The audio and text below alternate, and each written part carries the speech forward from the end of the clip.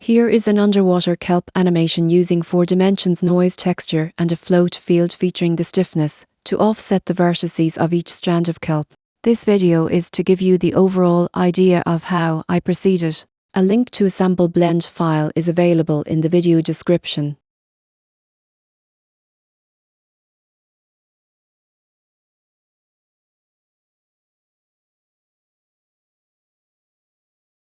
A node group called kelp is providing animated instances to be scattered on a surface. The scatter node is just a manager of the distribute points on face node.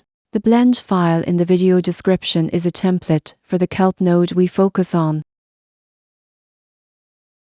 This node group creates 20 kelp strands from an initial set of 6 in order to create random variations and animate them. The animation is provided by the node group called waving in water. Mesh animation requires realization, but instances are recreated right after animation.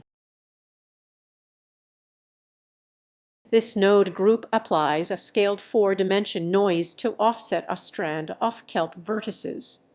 The intensity of the scale is modulated by a float value outputted by the node group called _pin.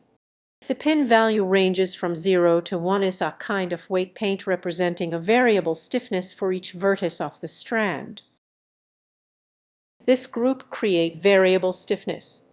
This variable stiffness acts like weight paint, created here automatically given that the strand shape is very simple. The viewer node allows to show the stiffness with a color ramp. Beware the higher portion of the stem is obscured by the leaves but remains stiff.